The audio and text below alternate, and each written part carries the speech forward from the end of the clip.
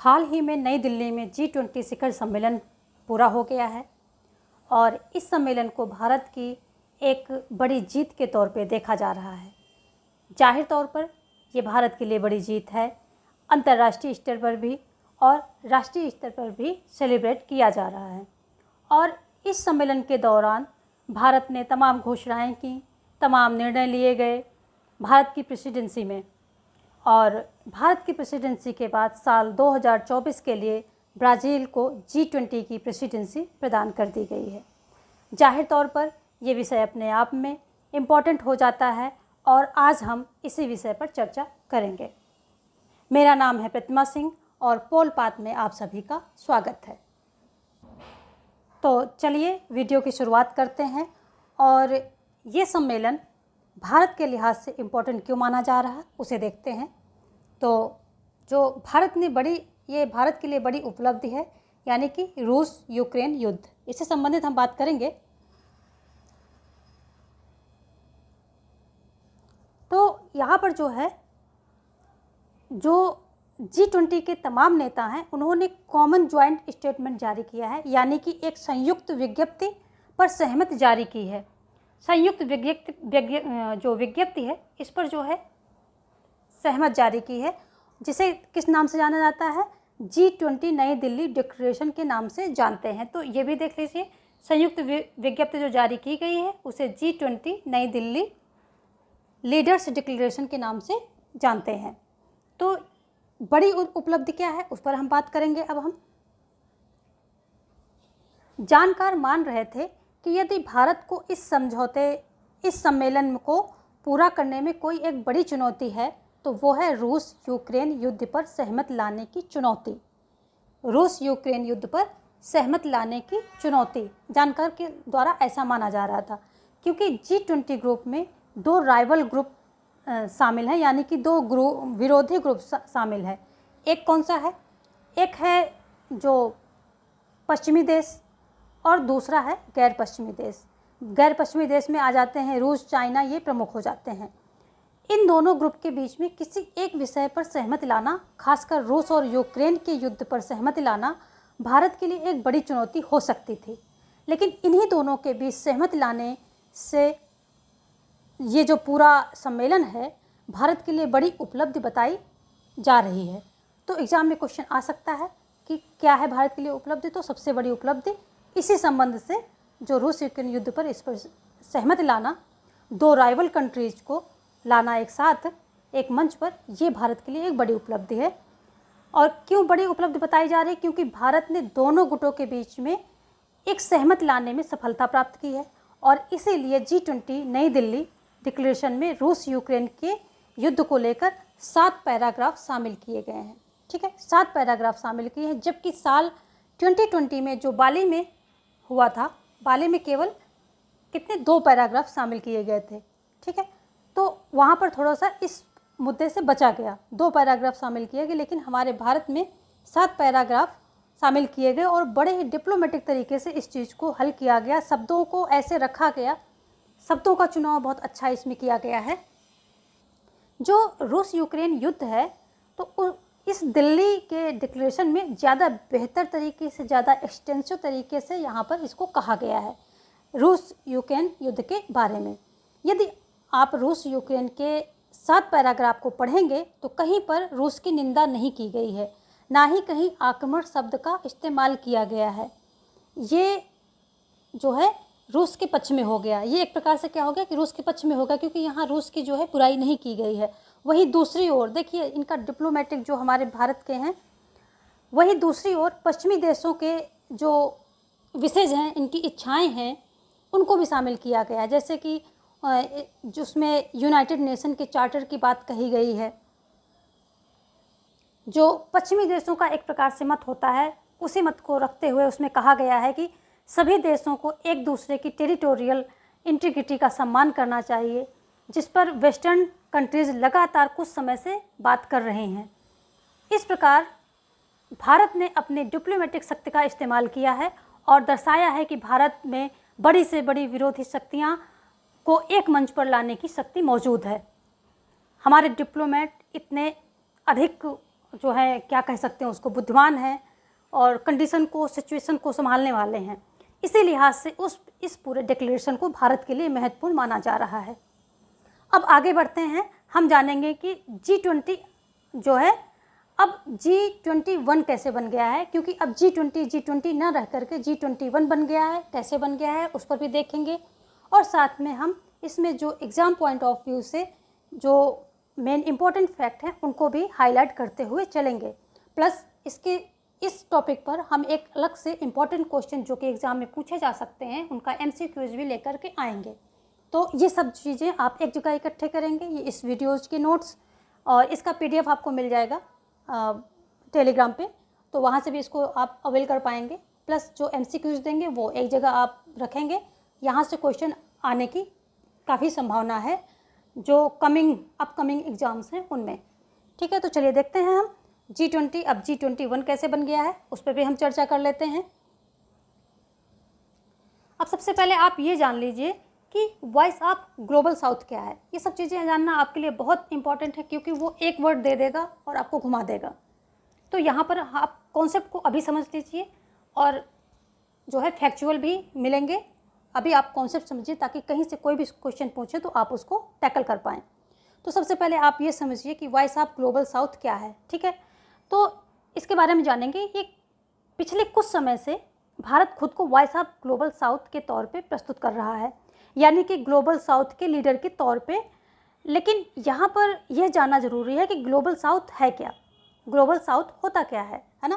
तो ये सबसे पहले जानेंगे, तभी तो आपको पता चलेगा कि ऐसा भारत क्यों कर रहा है। तो जो दुनिया के साउथ में कंट्री देखने को मिलती हैं उन्हें ग्लोबल साउथ कहा जाता है, और इसमें क्या है, अल्प विकसित और विकासशील देश आते हैं, यानी कि विकसित देश जो हैं इसमें नहीं रखे जाते। अगर इसकी परिभाषा हम अच्छे से फॉलो करें तो इसमें विकास से जो विकसित यानी कि डेवलप्ड कंट्रीज़ होती हैं वो नहीं रखी जाती। ओनली अल्प विकसित, लेस डेवलप्ड एंड जो विकासशील और अल्प विकसित होती हैं वही इसमें जो है रखी जाती हैं। हालांकि यहाँ पर एक एक्सेप्शन देखने को मिलता है, तो ये भी एक इम्पॉर्टेंट पॉइंट है कि एक यहाँ पर एक्सेप्शन है, वो आप नोट डाउन कर लें। एक्सेप्शन ये है कि ऑस्ट्रेलिया और न्यूजीलैंड दोनों देश जो हैं इसी जो है साउथ ग्लोब में पड़ते हैं। ठीक है, और ये दोनों क्या हैं, डेवलप्ड कंट्री हैं, विकसित देश हैं। दोनों ही ये साउथ ऑफ ग्लोबल जो वॉइस ऑफ ग्लोबल साउथ है इसमें आते हैं, और ये दोनों ही विकसित देश हैं यानी कि डेवलप्ड कंट्री हैं। तो ये एक एक्सेप्शन है, आपसे पूछा जा सकता है कि कौन से दो देश हैं जो ये ग्लोबल साउथ में, तो आप बताएंगे कि ऑस्ट्रेलिया एंड न्यूजीलैंड। यहाँ पे मैं लिख देती हूँ। तो ये एक्सेप्शन कौन से हैं, ऑस्ट्रेलिया एंड न्यूजीलैंड।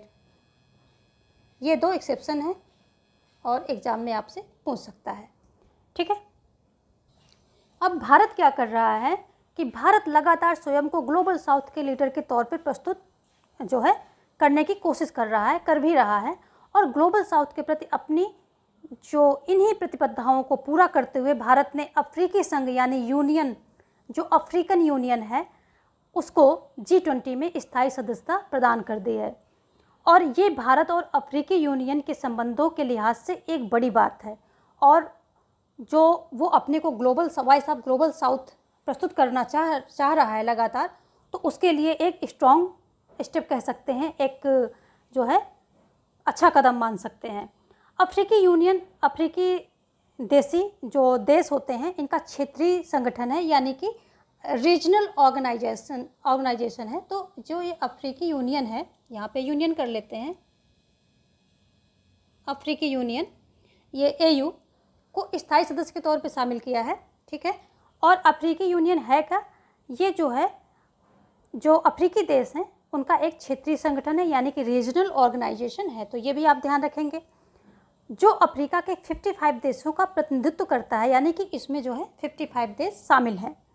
और इस तरह भारत विकासशील और विकसित देशों के नेता के रूप में उभर रहा है, और भारत के इस उभार से चीन के लिए चुनौती खड़ी हो रही है, क्योंकि चीन जो है उस अफ्रीका में जो है इंटरेस्टेड है, क्योंकि जब से चीन को अफ्रीकन रिसोर्सेज के बारे में पता चला है कि वहाँ पर बहुत से जो है रिसोर्सेज हैं, तब से चीन जो है लगातार अफ्रीका को अपने पक्ष में लाने की कोशिश कर रहा है और वहाँ निवेश भी कर रहा है। और ऐसे एयू को इस तरह से, और चीन की इतनी कोशिश हो रही है उसको अपने पक्ष में लेने के लिए, और इस मतलब समय एयू को शामिल भारत ने कर लिया है और शामिल करके प्रत्यक्ष रूप से चीन को चुनौती दे दिया है। किसने? भारत ने।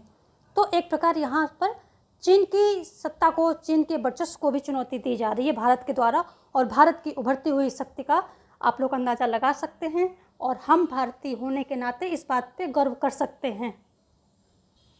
अब हम एक और मेन इसमें टॉपिक है इस सम्मेलन का, जो बड़ी अच्छी बातें हैं उनको पहले ले लेंगे, फिर एज अ होल हम पूरा G20 को भी देखेंगे।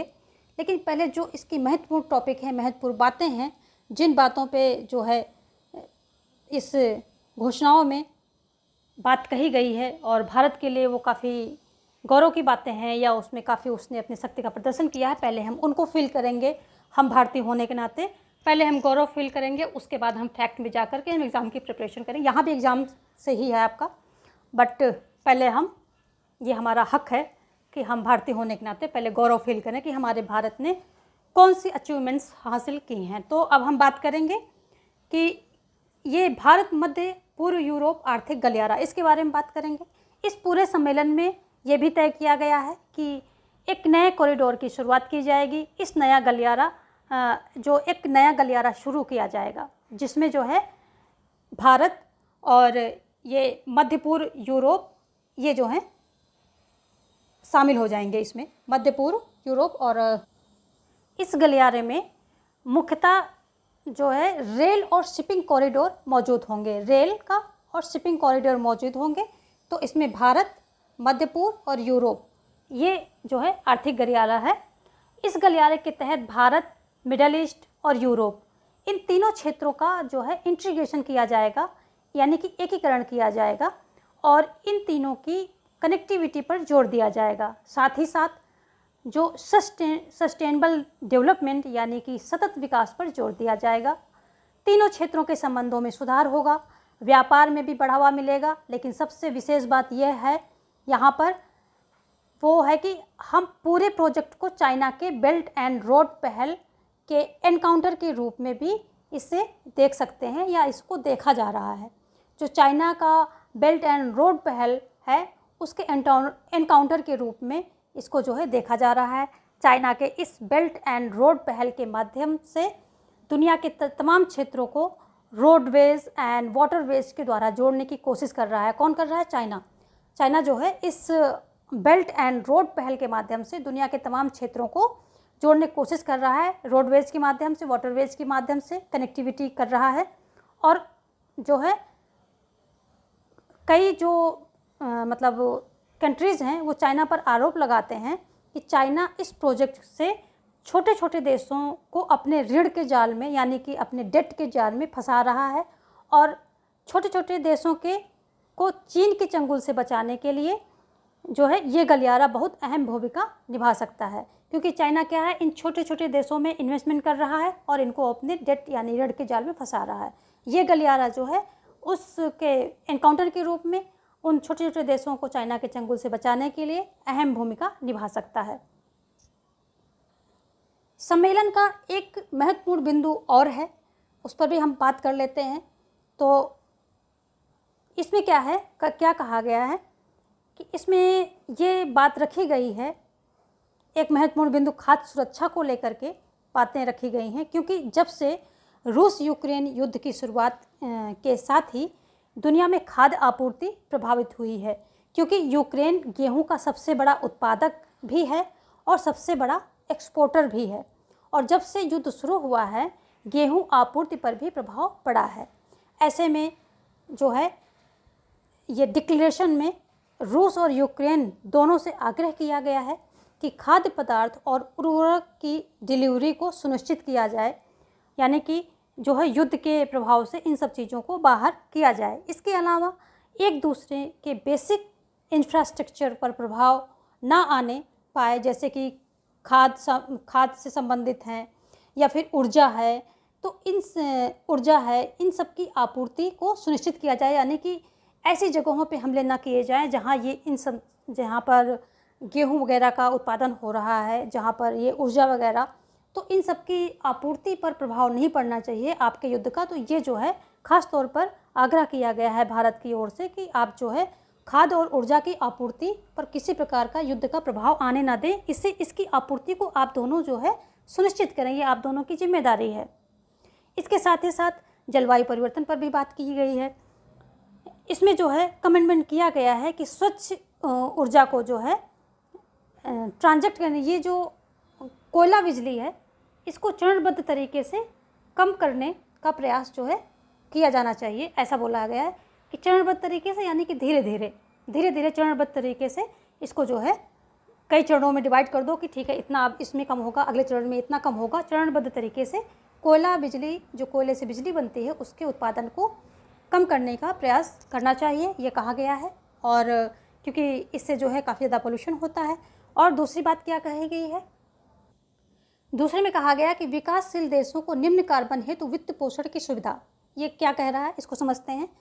इसमें कहा यह जाता है कि जो विकासशील देश हैं इनको स्वच्छ ऊर्जा की ओर ट्रांजेक्ट करने के लिए जो विकसित देश हैं उन्हें जो है वित्तीय सहायता देंगे, यानी कि विकासशील देश को, अल्प विकसित देश को जो विकसित देश हैं ये वित्तीय सहायता देंगे ताकि ये स्वच्छ ऊर्जा की ओर ट्रांजेक्ट हो सकें।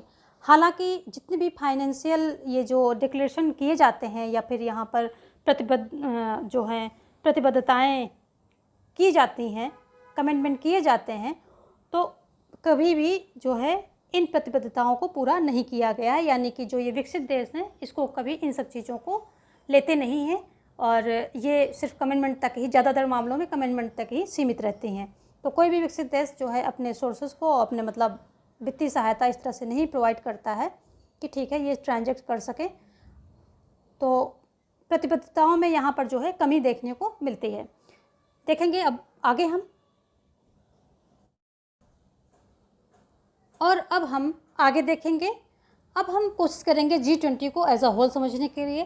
तो देखेंगे ये सबसे पहले जो है G20 का लोगो है, जिसमें जो कमल पर जो है अर्थ को दिखाया गया है और ये अर्थ को पूरा दिखाया गया है। और इसकी थीम भी, हमारे जो भारत की थीम है वो भी क्या है, वासुधैव कुटुंबकम, जो कि कहाँ से लिया गया है, महाउपनिषद से लिया गया है। तो ये देख लीजिए कौन किससे लिया गया है, जो महाउपनिषद है इससे लिया गया है, इससे प्रेरित है महाउपनिषद।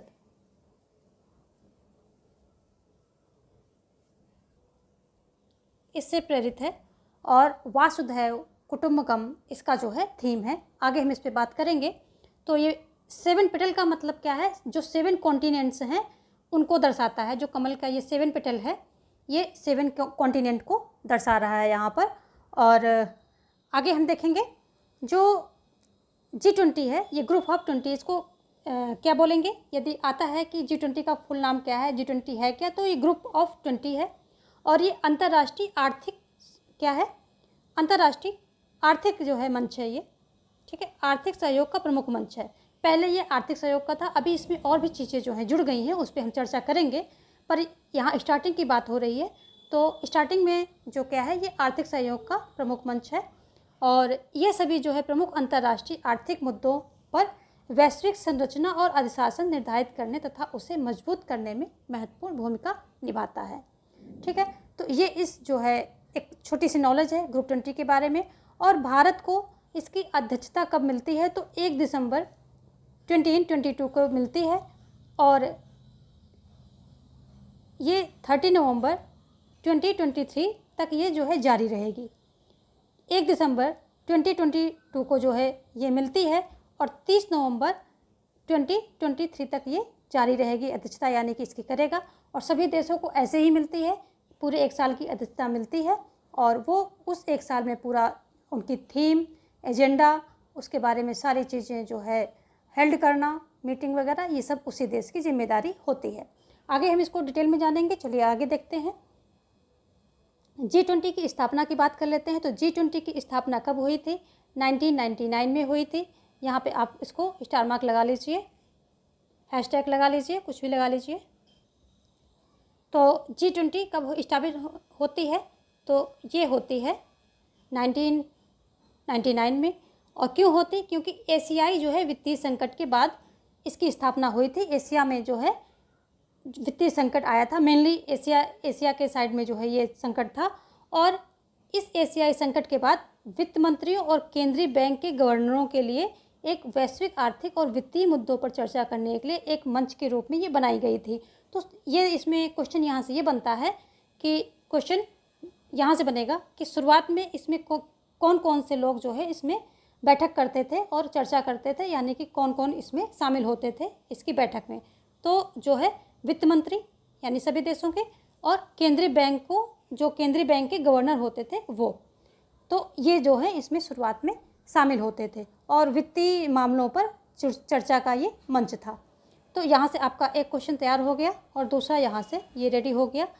और यहाँ देखेंगे जो G20 ग्रुप का गठन कब होता है? 1999 के दशक के अंत के जो वित्तीय संकट होता है उसकी पृष्ठभूमि में, यानी कि उसी के कारण इसका गठन किया जाता है, जिसने विशेष रूप से पूर्वी एशिया और दक्षिण पूर्व एशिया को प्रभावित किया था। तो ये देखिए यहाँ से एक क्वेश्चन आपका बनेगा कि किसको, एशियाई तो है, एशियाई संकट था, एशियाई वित्तीय संकट था, लेकिन कहाँ से था? पूर्वी एशिया नंबर 1, दूसरा दक्षिण पूर्व एशिया नंबर 2। इन्हीं को जो है विशेष रूप से यही दो जो थे इन्हीं को प्रभावित किया था। इस जो वित्तीय संकट था इन्हीं क्षेत्रों को प्रभावित किया था। इसका उद्देश्य जो है मध्यम आय वाले देशों को शामिल कर वैश्विक स्थिरता को सुरक्षित करना था।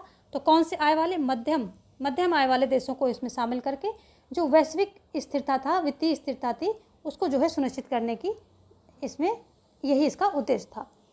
G20 की यदि बात करें तो दुनिया की 60% आबादी और इसमें जो है G20 के देशों के अंतर्गत आ जाती है और कहीं कहीं पर ये 2/3 भी कह देता है। ठीक है, 2/3 यहाँ पे रख लेते हैं, इसको 60 के ऊपर ही लिखेंगे। कभी 60% दे देगा और कभी 2/3 दे देगा, तो कन्फ्यूज नहीं होना है, जो भी ऑप्शन मिले टिक कर देना है। ठीक है, और वैश्विक GDP का 85%, जो वैश्विक GDP है उसका 85%, वैश्विक व्यापार का 75% इसमें शामिल है। तो ये देखिए कितना बड़ा ग्रुप है, कितना बड़ा मंच है ये, और काफ़ी ताकतवर जो है ये ग्रुप है। तो जहाँ 60% आबादी रहती है दुनिया की, ठीक है, और वैश्विक GDP का कितना है, यानी कि दुनिया के GDP का 85% जो है इसके अंडर में है, और वैश्विक व्यापार का 75% इसके अंदर में शामिल है। ये सारी चीज़ें आपको जो है ध्यान रखनी है। G20 ग्रुप में अर्जेंट देश कौन कौन से आते हैं ये देख लीजिए। तो ये वेरी इंपॉर्टेंट है, एक बार इसके ग्रोथ हो जाइए और थोड़ा सा ध्यान कीजिए, क्योंकि सेग्रीगेट करने को यहाँ से क्वेश्चन आ सकता है कि कौन सा था और कौन सा नहीं था। तो ग्रुप में कौन कौन है? अर्जेंटीना है, ऑस्ट्रेलिया है, ब्राज़ील है, कनाडा है, चीन है, यूरोपियन है। चीन के अध्यक्ष इस बार नहीं आए थे, उन्होंने अपने प्रतिनिधि के रूप में किसी और को भेजा था, तो ये भी देख लीजिए। यूरोपियन यूनियन है, ठीक है। फ्रांस है, ये एक यूनियन है, जैसे कि अभी अफ्रीकन यूनियन शामिल हुई है, ऐसे ये भी एक यूनियन है। तो 2 यूनियन इसमें शामिल हो गई हैं। अब ये जो है G20 बन चुका है, और इसमें पूछे कितनी यूनियन है? 2 यूनियन, एक अफ्रीकन यूनियन है, एक दूसरी यूरोपियन यूनियन है।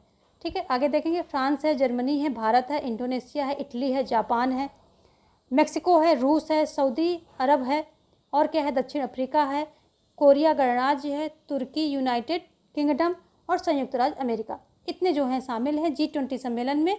स्पेन को, यहाँ से एक आपका क्वेश्चन बनता है, स्पेन को जो है स्थायी अतिथि के रूप में आमंत्रित किया जाता है, यानी कि ये हमेशा हर G20 में स्थायी अतिथि हैं, यानी कि इनको आमंत्रित किया जाएगा ही जाएगा, इनको मतलब स्किप कर ही नहीं सकते हैं। तो जैसे स्थायी सदस्य जो होते हैं ये स्थायी अतिथि हैं, देख लीजिए इसको।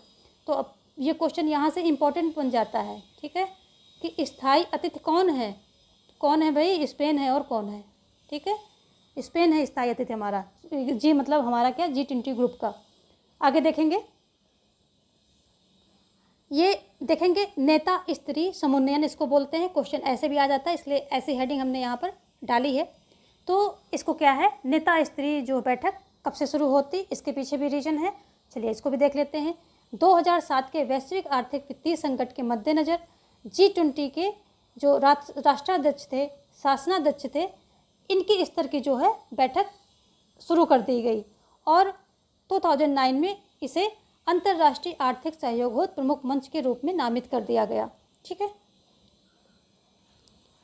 आगे क्या है, G20 शिखर सम्मेलन प्रतिवर्ष एक क्रमिक अध्यक्षता में आयोजित किया जाता है और शुरुआत में G20 व्यापक आर्थिक मुद्दों पर केंद्रित था। जैसा कि हमने बात कर लिया है, शुरुआत में क्या था, ये आर्थिक मुद्दों तक ही केंद्रित था और इसका कोई मुद्दा नहीं था, क्योंकि ये वित्तीय संकट के बाद आया था और वित्तीय संकट से संबंधित ही मामले इसमें उठाए जाते थे।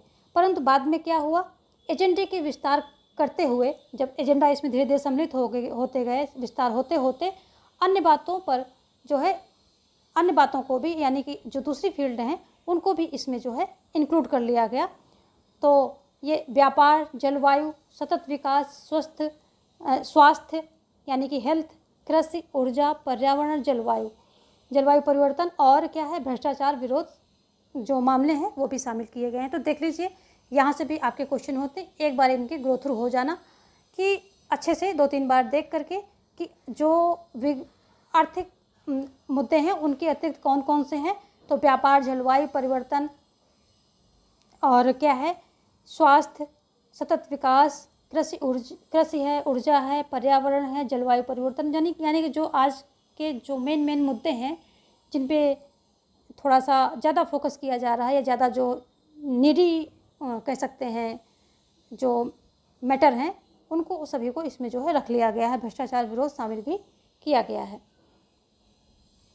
यहाँ पर फिर हम जो है कुछ फैक्ट देखेंगे, ये आपके एग्ज़ाम पॉइंट ऑफ व्यू से काफ़ी इम्पॉर्टेंट है और इसके बाद जो है आपको ये PDF मिल जाएगी, तो आप इसको अपने पास रखिएगा, जब भी है तो उठा के देखिए और रिवीजन कर लीजिए। आगे देखेंगे, कुछ साल बाद 2007 में पूरी दुनिया पर जब ये गठित कर दी गई, 1999 में ये मंच बनाया गया, उसके पहले क्या है, वित्तीय संकट आया था एशियाई क्षेत्रों में, तो ये 1999 में क्या बनाया गया, ये G20 को बनाया गया और इसमें बैंक के गवर्नर और जो है ये वित्तीय मंत्री वगैरह इनकी बैठक होती थी। लेकिन कुछ साल बाद 2007 में पूरी दुनिया पर आर्थिक मंदी का साया मंडरा रहा था। पूरी दुनिया पर इस बार पूरी दुनिया जो है इस मतलब इसके चपेट में थी, आर्थिक मंदी के चपेट में हो रही थी। ऐसे में G20 के लेवल को और ऊपर उठाया गया। इस तरह के सेंटेंस जो है आ सकते हैं, सब्जेक्टिव सेंटेंस भी आएंगे वहाँ पर, जिसको आपको टिक करना होगा। तो इसलिए मैं इस तरह के सेंटेंस यहाँ रखे हैं जो कि इम्पॉर्टेंट है। तो जब पूरी दुनिया पे आर्थिक मंदी का साया मंडरा रहा था, तो G20 के लेवल को और ऊपर उठाया गया।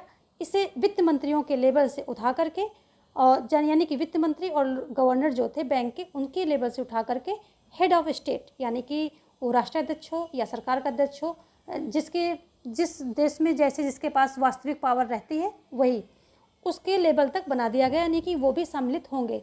यानी इस बैठक में अब तमाम देशों के राष्ट्राध्यक्ष हिस्सा लेंगे। इस तरह G20 की पहली बैठक कब होती है, 2008 में होती है। ठीक है, इम्पॉर्टेंट है, इसको स्टार मार्क कर लीजिए। और फिर क्या है, 2008 में होती, कहाँ पर होती, अमेरिका के वाशिंगटन में होती है, तो आप इसको भी जो है स्टार मार्क कर लीजिए। अब तक कुल कितनी बैठकें हुई हैं, तो देख लीजिए 17 बैठकें हो गई हैं, इसको भी आप स्टार मार्क करेंगे।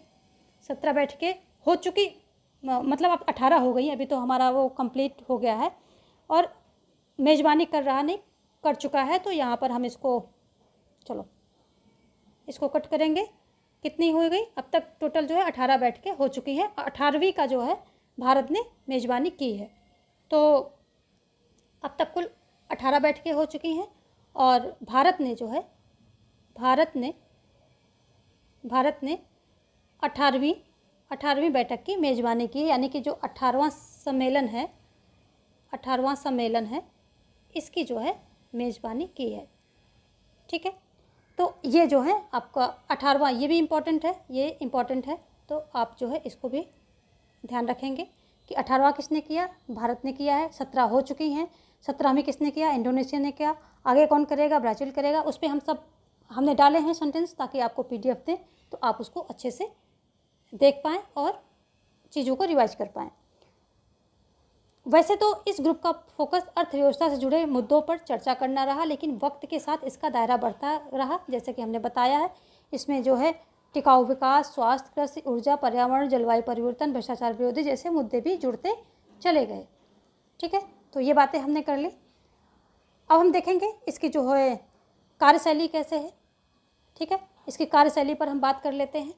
तो ये जो है G20, जिस भी देश में जो है अध्यक्षता मिलती है G20 की, होता क्या है कि वह उस साल G20 की बैठकें आयोजित करवाता है और बैठक का एजेंडा पेश करता है। तो जिसको भी अध्यक्षता मिलती है क्या करता है, बैठकों का आयोजन करता है और क्या करता है, एजेंडा पेश करवाता है। तो दो चीज़ें मेन होती हैं जिसकी अध्यक्षता में G20 समिट जो है होती है।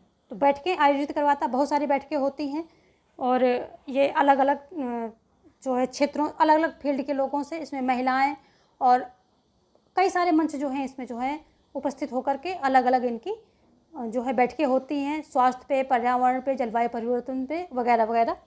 तो बहुत सारी बैठकें होती, इंडिया में भी हुई थी। और इसके अलावा G20 जो है दो समानांतर ट्रैक पर काम करता है। तो कितने ट्रैक पर काम करता है, दो समानांतर ट्रैक पर काम करता है। कौन कौन से हैं, एक तो फाइनेंस ट्रैक, ठीक है, और दूसरा है सेंट्रल बैंक गवर्नर, अच्छा दूसरा है शेरपा ट्रैक। ये दूसरा, ये पहला है हो गया फाइनेंस ट्रैक और दूसरा हो गया शेरपा ट्रैक। फाइनेंस ट्रैक क्या होता है, जिसमें सभी देशों के वित्त मंत्री और सेंट्रल बैंक के गवर्नर मिलकर काम करते हैं। यानी कि जो 1999 में बनी थी तो उसमें यही लोग मीटिंग करते थे, फाइनेंस जो मिनिस्टर होते थे, वित्त मंत्री और सेंट्रल बैंक के गवर्नर। तो ये फाइनेंस ट्रैक उन्हीं से संबंधित है। और जो दूसरा ट्रैक है तो ये किससे संबंधित है, इस तरह के सब्जेक्टिव क्वेश्चन आ सकते हैं आपके, इसलिए मैं इसको एक्सप्लेन कर रही हूँ। तो दूसरा ट्रैक किससे संबंधित हो गया, जो ये 2008 में पहली मीटिंग होती है, वाशिंगटन में पहली सम्मेलन होता है, तो उसमें क्या है, नेताओं को, राष्ट्राध्यक्ष को शामिल किया गया। तो ये शेरपा ट्रैक 2008 वाले से संबंधित है। और शेरपा ट्रैक, शेरपा होता क्या है, ये एक प्रकार से पहाड़ों, जो ऊंचे पहाड़ होते हैं उसमें चढ़ने के लिए गाइड करता है। और क्योंकि ये उसी माहौल में पले बड़े होते हैं तो इनको बड़े आसानी से ये चढ़ जाते हैं और दूसरों को भी गाइड करते हैं, यानी कि ऊंचाइयों पर चढ़ा करके ले जाते हैं ये। तो इन्हीं को जो है शेरपा बोला जाता है। उसी के एक प्रकार से कह सकते हैं कॉपी करते हुए शेरपा ट्रैक इसका नाम रखा गया है। और इसमें भी क्या होता है कि जो शेरपा होता है वो अपने जो नेता, अपने अपने जो देश के नेता होते हैं, तो नेताओं का एक प्रकार से जो एजेंडा प्रस्तुत करना, उसमें जो है समन्वय बनाना, इन सब चीज़ों में है बहुत इसका जो है रोल होता है। इसलिए इसको शेरपा ट्रैक यानी कि शेरपा ट्रैक कहा जाता है। और होता क्या है इसमें कि शेरपा असल में उन्हें कहा जाता है जो पहाड़ों में किसी भी मिशन को आसान करने का काम करते हैं। तो क्योंकि ये उस माहौल में पले बड़े होते हैं तो ये आसानी से उसको हैंडल कर लेते हैं। और जो G20 के शेरपा लीड होते हैं, जो शेरपा लीड होते हैं, ये भी क्या करते हैं, अपने अपने जो देश के प्रमुख का काम आसान करने का जिम्मा उठाते हैं। और सभी सदस्य देशों के शेरपा बैठकों के जरिए अलग अलग मुद्दों पर आपसी सहमत बनाने की कोशिश करते हैं। यानी कि इनका काम होता है एजेंडा रखना और उनके बीच में जो है, सभी देशों के बीच में आपसी सहमति बनाना।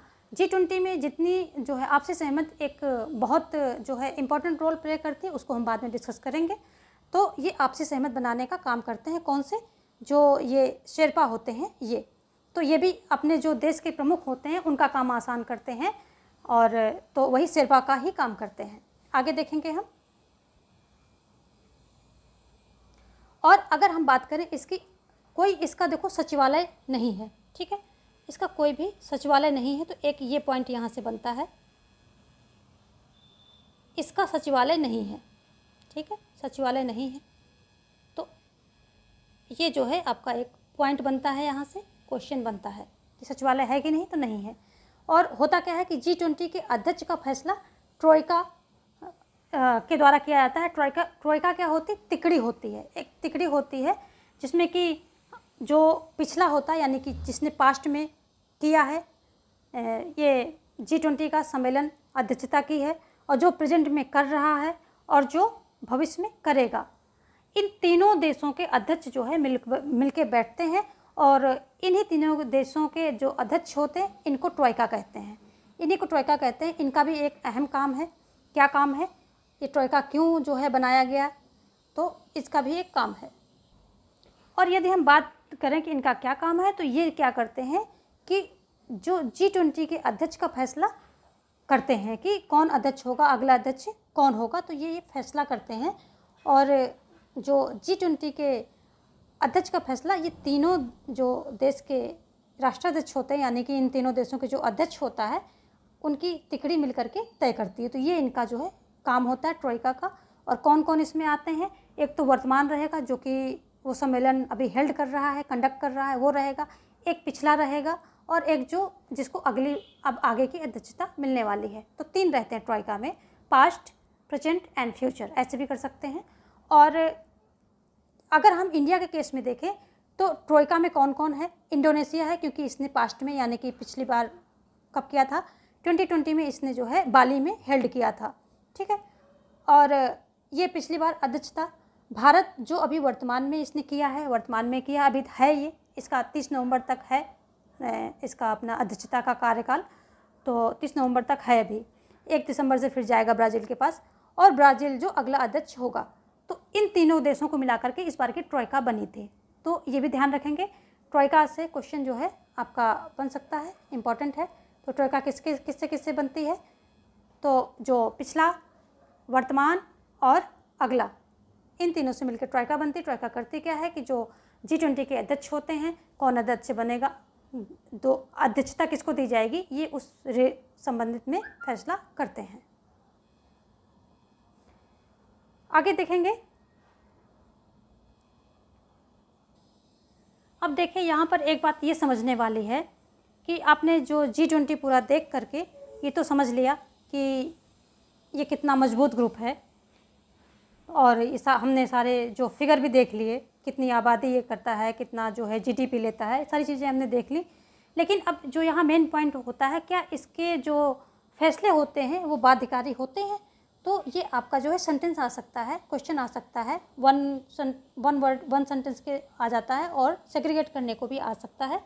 तो इसके जो है कोई कानूनी बाध्यता नहीं होती, यानी कि जो इसके फैसले होते हैं वो बाध्यकारी नहीं होते हैं, ठीक है, बाध्यकारी नहीं होते हैं। सीधा हम ये आंसर देखेंगे कि बाध्यकारी नहीं होते हैं। फैसले कैसे होते हैं, सलाहकारी होते हैं, बाध्यकारी नहीं होते हैं।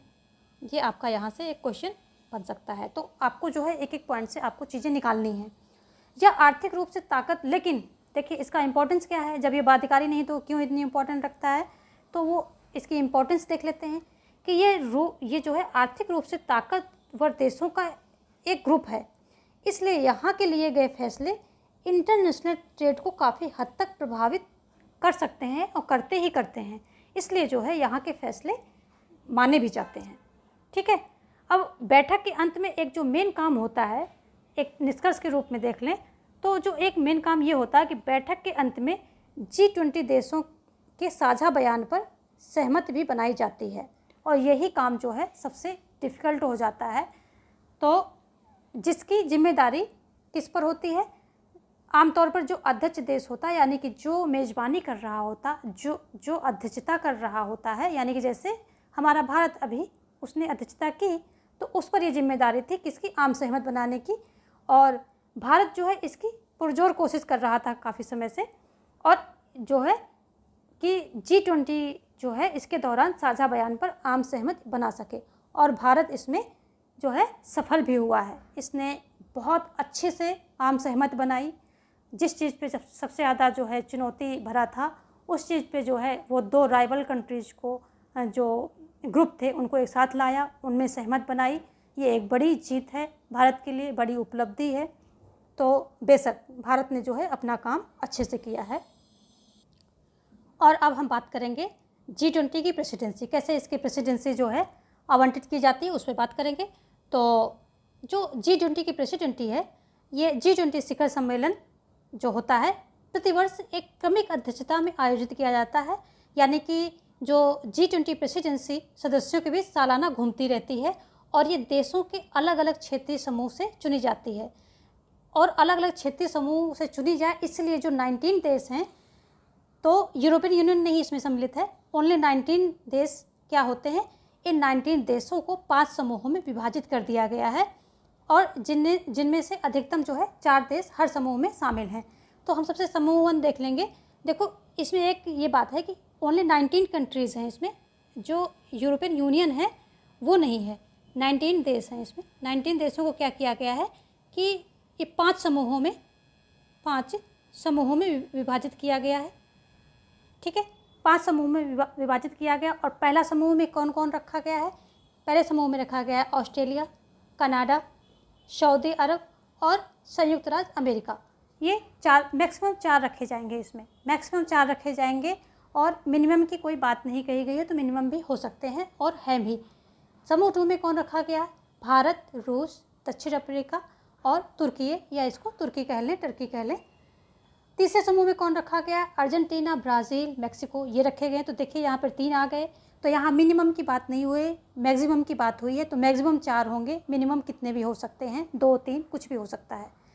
और समूह 4 में यदि बात करें तो फ्रांस, जर्मनी, इटली और यूनाइटेड किंगडम ये आ जाते हैं।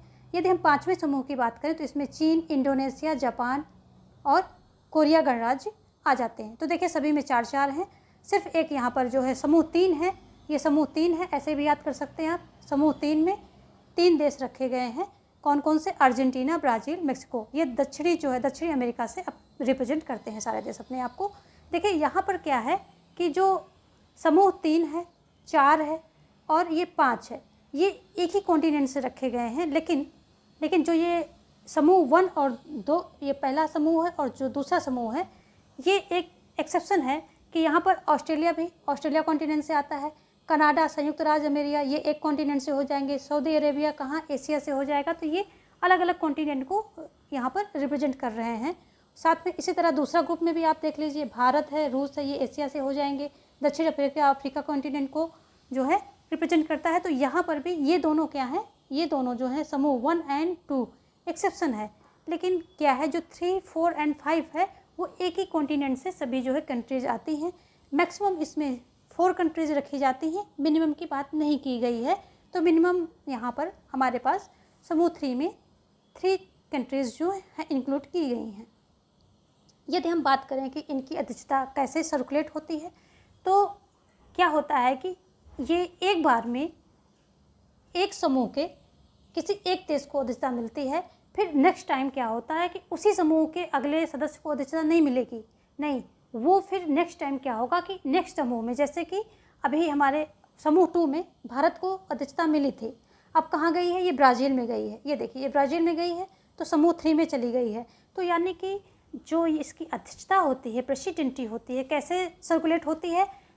ये समूह वाइज सर्कुलेट होती है, और समूह वाइज भी सर्कुलेट होकर के वहाँ पर देखा जाता है कि जो है जिस देश को मिल चुकी है उसके अलावा किसी देश को मिले। जैसे कि भारत ने ले ली है, अब दूसरी जो सर्कुलेशन होगा, दूसरी बार समूह 2 का नंबर आएगा तो भारत नहीं लेगा, कोई और देश लेगा, जो भी जिसका भी नाम होगा, जिसकी तीनों ट्रॉयका मिल करके जिसके नाम को अप्रूवल कर देंगे, तो उनकी सहमत से जिसको मिल जाए, रूस ले सकता है, दक्षिण अफ्रीका ले सकता है, तुर्की ले सकता है, कोई भी ले सकता है। तो भारत ने जो है ले चुका है। तो भारत अब नेक्स्ट जब टर्न आएगा इसका समूह 2 का, तो भारत नहीं लेगा। तो ध्यान देने वाली बात है कि ये प्रेसिडेंसी कैसे घूमती है, समूह टू समूह घूमती है, और फिर क्या होती है कि उस समूह में हर एक बार एक नए मेंबर को चांस दिया जाता है, यदि वो कैपेबल है उसको कंडक्ट करने के लिए, तो कर ही लेते हैं लगभग सभी। तो ये जो है ये आपका हो गया। तो ये 5 समूह हैं आपके पास, इसको छोटा कर देते हैं, आप स्क्रीनशॉट ले लीजिए। आपके पास जो है 5 समूह हैं, और 2 ये जो फर्स्ट एंड सेकंड है अलग अलग कॉन्टिनेंट को रिप्रेजेंट करते हैं। जो लास्ट के 3 हैं ये एक ही कॉन्टिनेंट से हैं, और इसमें अर्जेंटीना, ब्राज़ील और मेक्सिको जो समूह 3 है, ये क्या है कि इसमें समूह 3 में 3 ही देश हैं। और मैक्सिमम क्वेश्चन आता है कि मैक्सिमम क्या है, कितने देश रखे जाएंगे एक समूह में? तो 4 देश रखे जाएंगे। इस तरह के क्वेश्चन क्या होते हैं, आपको सेंटेंस दे देंगे क्वेश्चन में और कहेंगे बताइए कौन सा सही है कौन सा गलत है।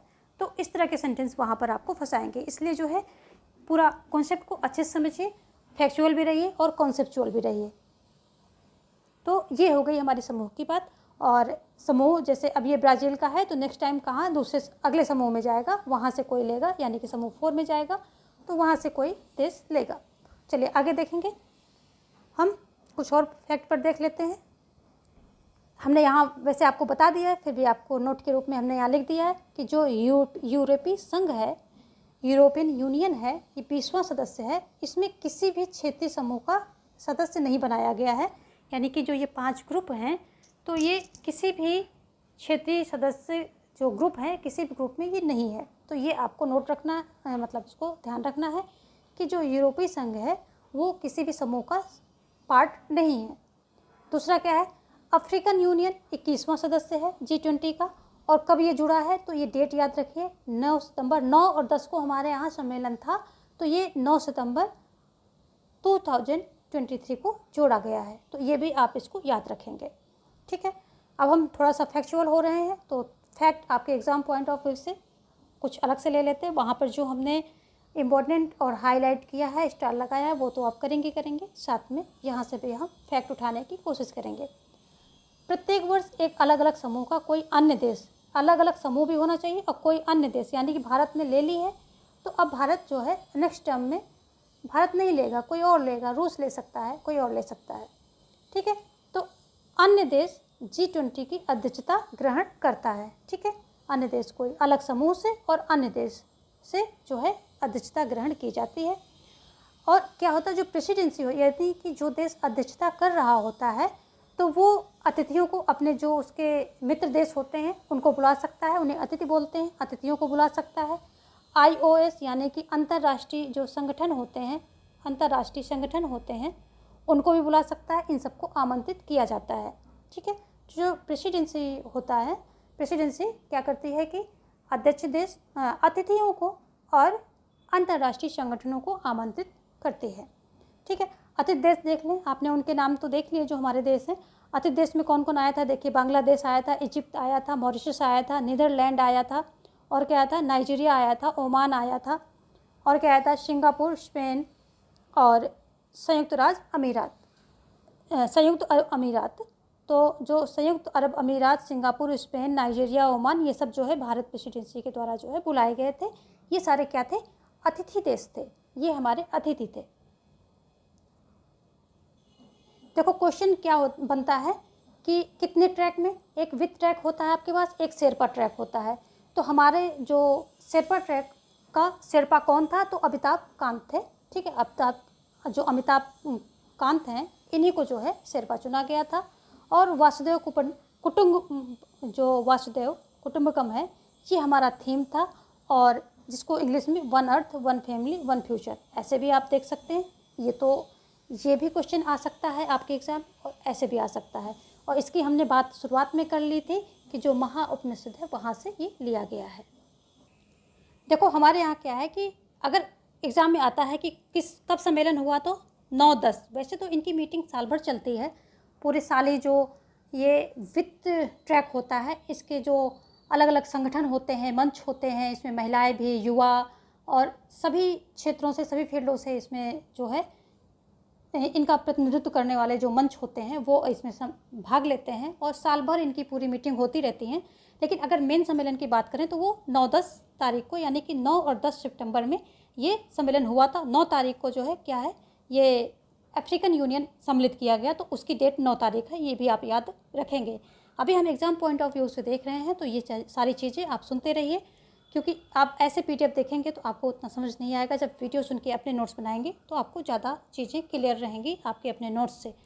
आगे एक नोट और देखें कि 2009 में G20 को अंतर्राष्ट्रीय आर्थिक सहयोग हेतु प्रमुख मंच बना दिया गया। तो ये भी याद रखेंगे। 2008 में क्या होता है, 2007 में जब विश्व आर्थिक मंदी आती है, वैश्विक आर्थिक मंदी, तो उसमें क्या है कि राष्ट्राध्यक्ष भी की बैठकों को भी सम्मिलित किया जाता है, यानी कि राष्ट्राध्यक्ष भी अब सम्मिलित हों, और इसको और एक ऊपर लेवल तक लेके जाया जाता है। और फिर 2008 में वाशिंगटन में पहला सम्मेलन होता है। फिर क्या होता है, जब पहला सम्मेलन हो जाता है तो 2009 में इसको आधिकारिक तौर पे अंतर्राष्ट्रीय आर्थिक सहयोग हेतु प्रमुख मंच बना दिया जाता है। तो 2009 में ये घोषणा कर दी जाती है, ठीक है। आगे देखेंगे कि जो वित्त ट्रैक है मुख्य रूप से वित्त मंत्रालय के नेतृत्व में काम करता है। तो ये भी देख लीजिए कि जो वित्त मंत्रालय के नेतृत्व में ही वित्त ट्रैक काम करता है, जैसा इसका नाम है वैसा ही उसी मंत्रालय के अंतर्गत काम करता है, ठीक है।